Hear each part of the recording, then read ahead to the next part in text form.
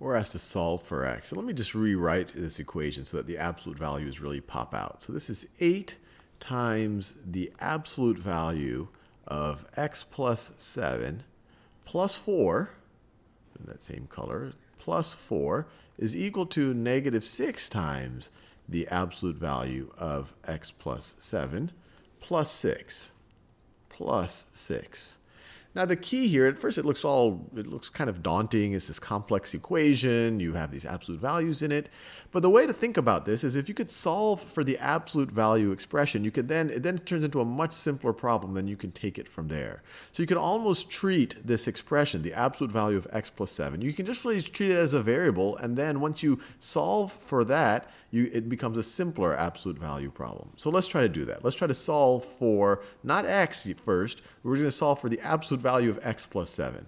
You'll see what I mean. So I want to get all of the absolute values of x plus 7 on the left-hand side. So I want to get rid of this one on the right-hand side. Easiest way to get rid of it is to add 6 times the absolute value of x plus 7 to the right-hand side. We can't, of course, only do that to the right-hand side. If these two things are equal, and we're being told that they are, then if you add something on this side, the only way that the equality will hold is if you still do it on the left-hand side. So let's do that. So plus 6 times the absolute value of x plus 7. And I want to get all of these constant terms onto the right-hand side. So I want to get rid of this positive 4. Easiest way is to subtract 4 right over there. But if we do it on the left-hand side, we have to do it on the right-hand side as well. And so what does this get us? What does this get us? So our left-hand side, if I have 8 of something, in this case the something is absolute values of x plus 7s, but if I have 8 of something and I add 6 of that same something, I now have 14 of that something. So that's going to be 14 absolute values of x plus 7. 14 times the absolute value of x plus 7. The 4 and the negative 4 cancel out, and that was intentional.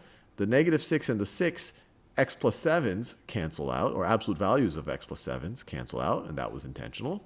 And then we're left with 6 minus 4, which is just 2. So that's going to be equal to 2. Now, just as promised, we want to solve for the absolute value of x plus 7. So let's divide both sides by 14 to get rid of that coefficient there, or that factor, whatever you want to call it, the thing that's multiplying the absolute value of x plus 7. So we'll divide both sides by 14, and we are left with the absolute value of x plus 7 is equal to 2 over 14. They're both divisible by 2, so this is the same thing as 1/7. So just as promised, we have now solved for the absolute value of x plus 7, but we really need to solve for x. So how can we reason through this? So if I take the absolute value of something, and I got you 1/7, there's two possible things that I took the absolute value of. I could have taken the absolute value of positive 1/7, or I could have taken the absolute value of negative 1/7. So this thing that we're taking the absolute value of, so x plus 7 could be equal to positive 1/7, or x plus 7 could be equal to negative 1/7.